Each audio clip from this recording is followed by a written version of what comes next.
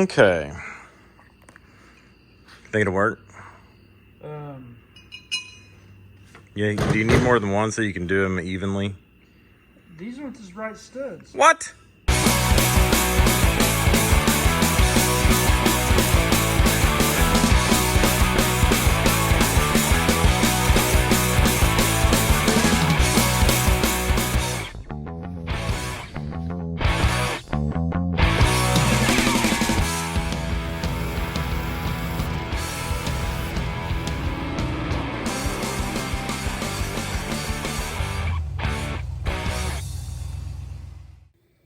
Good morning, guys. It has been raining its butt off. It's kind of sticky out here. Let me show you what I got going. All right, so I backed the 72 up over here. It's time to get all our stuff gathered up and transport it over to where the Green Blazer is. We have the Dana 44s all cleaned up. We got the 12 bolt that Okie Hot Rod Garage and myself rebuilt. We got the Turbo Throw 350 that Rick Hazelton at R&R Transmission rebuilt and Sky took.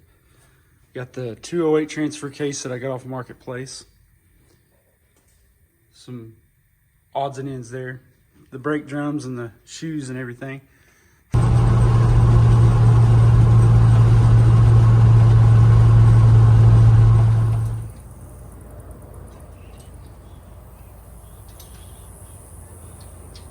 All right, we're back over here today. Boy, that Scout looks good. Best looking truck they ever made. And now to the next looking truck best looking truck they ever made. Got the rear axle under here. Got Connor over there tightening it down with a crescent. We didn't bring any power tools because I forgot what we needed. So we are just doing it with hand tools. One less piece of the puzzle out of the bed of this truck. We'll unload the front axle and put it into their necks.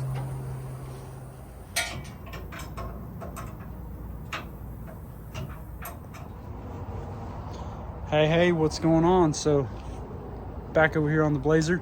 Let me show you what I'm working on today. So we're back at it for another day. I've actually already been back at it.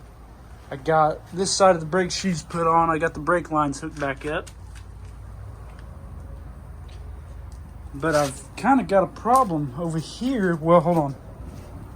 I got the emergency brake cable back on this side. But this one over here, well, I think I already threw it away.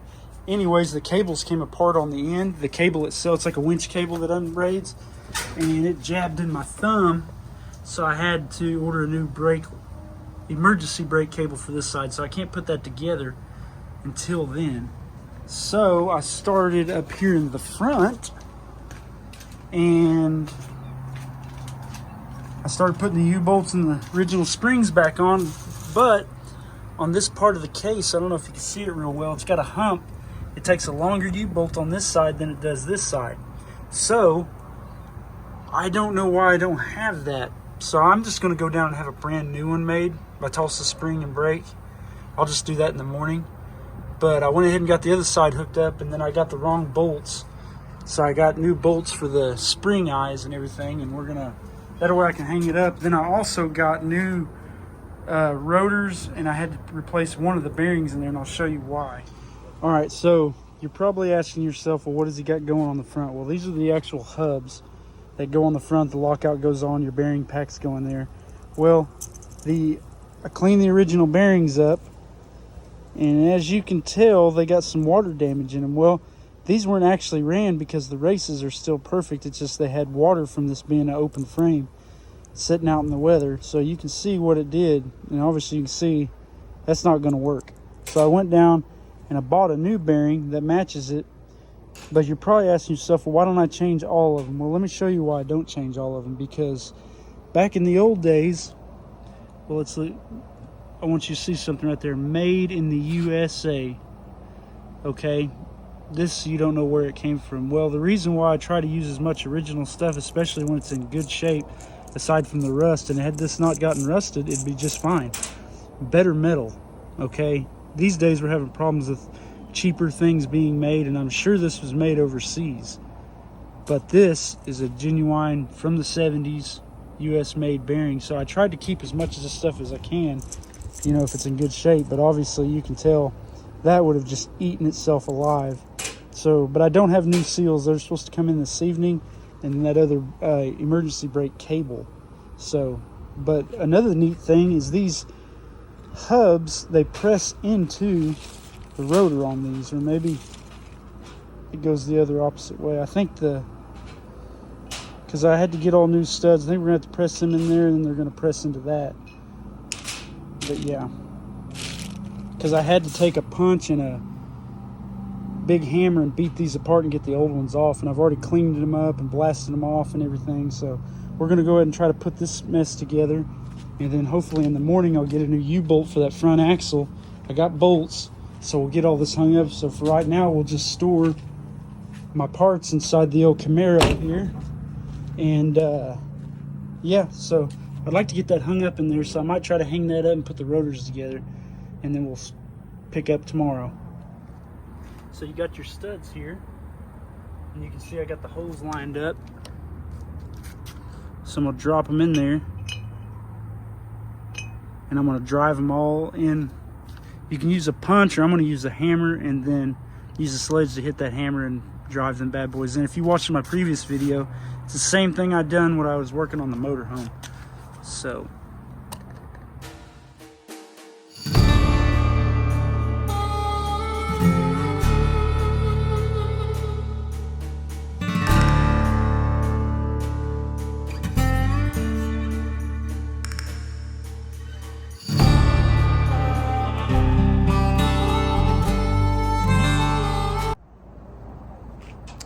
So in an effort to show you guys how real I'm being with this kind of stuff, let me show you what just happened.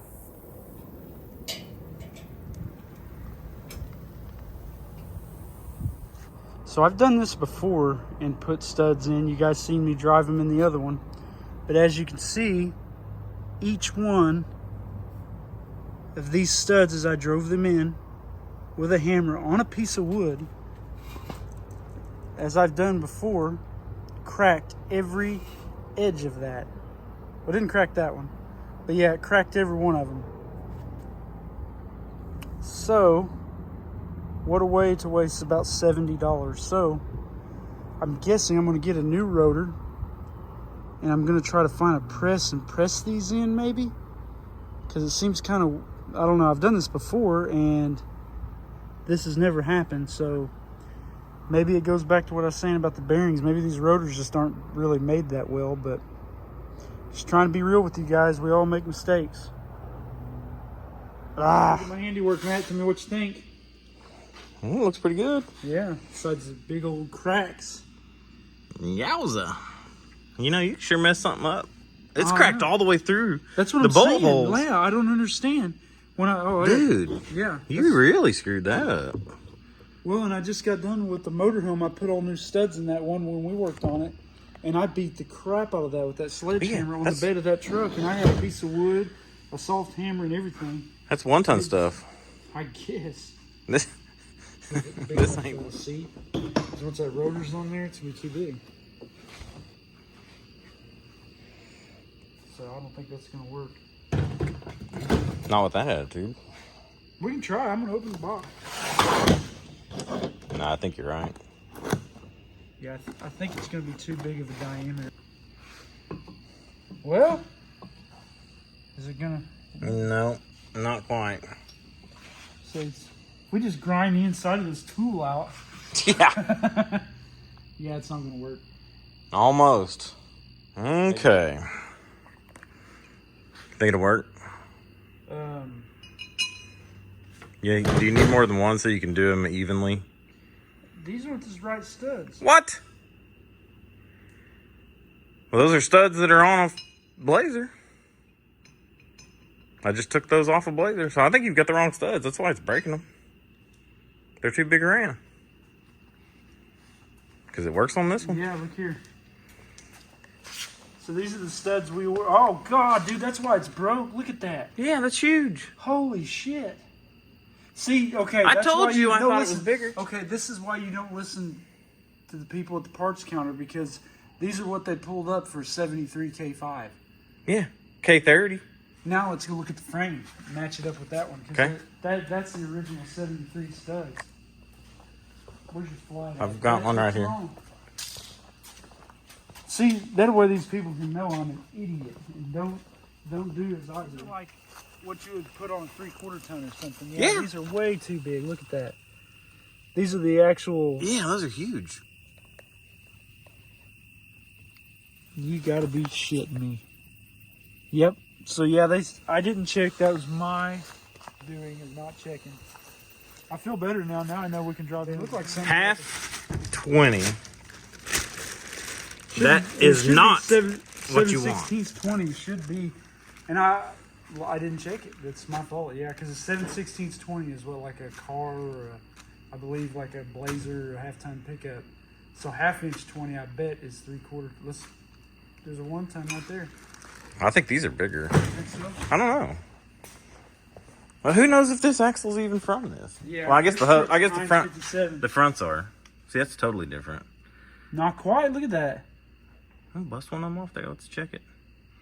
I don't want to go that far into it, but Oh, we got Ugga Duggas right there. yeah, but yeah, those are the W's are on the tire.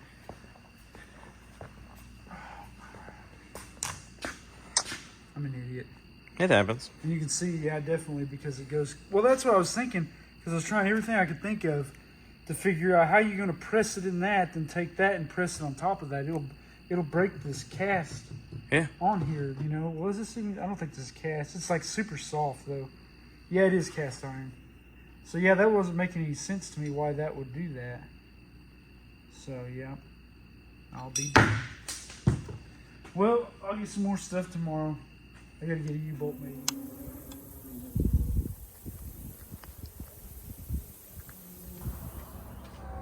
All right, today we're back over here on the Blazer. We're going to get the rotors and all the wheel bearings put back in. I got a new wheel bearing like I showed you earlier. We're gonna pack them, put all this together. I got new seals, got new brake pads. We're gonna get all the rotors, wheel bearings, brakes back on. That way we can mount the front wheels on and try to roll this out. I still got to get the new tie rod ends and stuff. I've ordered them, I'm waiting on that. But the goal is to get this rolling so I can move it. I was thinking about out here working on it, but it's such tight quarters with the car and the wall of the carport. I think I'm gonna put it in the garage so we can do the transmission and everything. And that gives me more room to work on some other things because I can't get the driver door open right here and all that. So that's our goal today, is to get this thing back down on the ground and roll it out from under here so I can work on it some more. So yeah, let's pack these bearings and get it all on.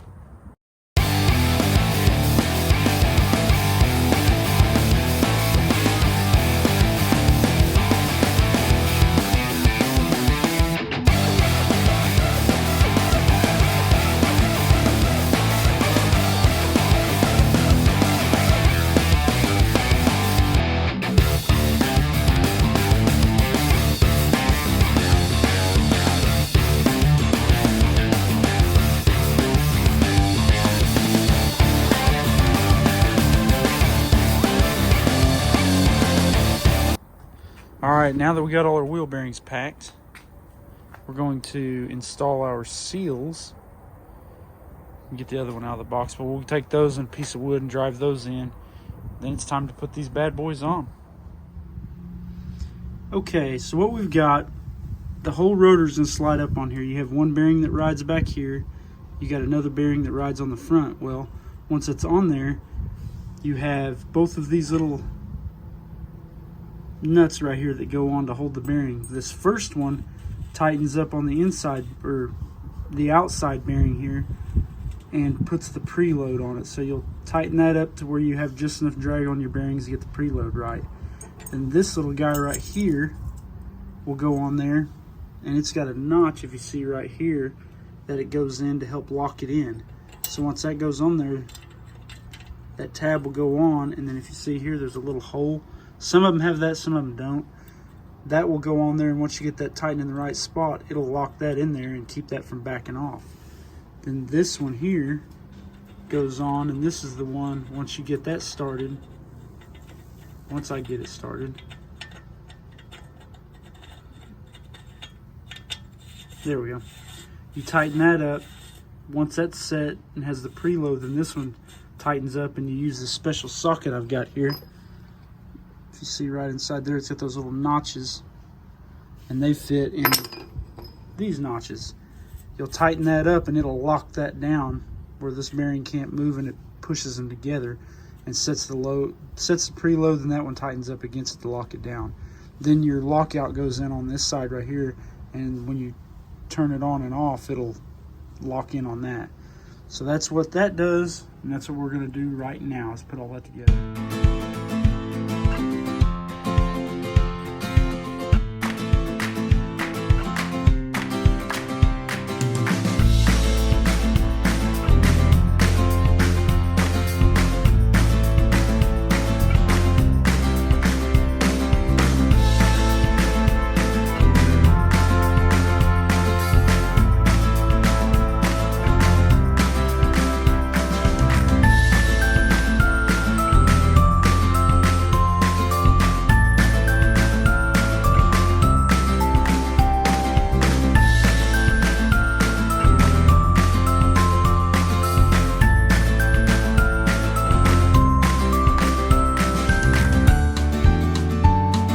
Alright, there we go. It is sitting on all four wheels. We got the front rotors, bearings, all that stuff packed, put in. All the brakes are new. I've literally changed every brake part on this Blazer. Only thing is, it looks like it sits at a good height, but what I did, I messed up. See that sway bar? It was supposed to be pulled up to the frame to put the axle in, but what it did is it was hanging down. I tightened this up. It got that in a bind. That needs to be up here up top. So I'm just going to go ahead and unbolt that sway bar, and you can tell the bushings are worn in it, so I'll put new bushings in it, but they kind of got the springs in a bind, not letting all the weight. Plus, there's still about 500 pounds worth of transmission and transfer case to put in this thing, but at least it's back on the wheels. It's progress. Okay. All right, so the next thing we're doing, the weather has caught us, but we're putting the steering rod on. I had to get a new tie rod in there, and I got the old one, which are still in good shape. We're going to put that on, and then we're going to move the Blazer in the garage so we can put the transmission and everything else in it. So, are you ready?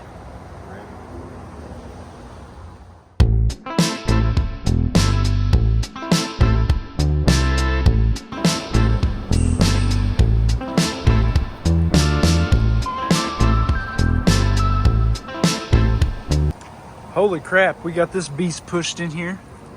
It is now rolling and steering on its own. Still though, no transmission, no transfer case in it. That's what we're working on here next. Got the Rick Hazelton built Turbo 350. There's the 208 transfer case. Now if you are following, this is like an 80s model transfer case. A lot lighter, a lot more efficient than that 203. I got a new torque converter for the, you don't want to use an old, especially a transmission that had problems. Buy a new torque converter. That came from that OTS transmission supply downtown Tulsa. So I'm going to put some fluid in it, put it inside here, and then I'm going to get this thing jacked up, and I guess this is the next step. We're going to put the transmission in it. So that'll be on the next video. But yeah, this thing's getting there, man. I got lockouts coming, gas tank. I'm going to use a different cross member. So if you guys, again, hit that subscribe, and yeah, we'll be ready to rock and roll. But yeah, I can't wait to get this thing on the road and get to driving it, man. Like I said, it is a little rough skeet, but it's kind of the way I like it. Gonna have to have the front end aligned on it. But yeah, definitely a cool setup.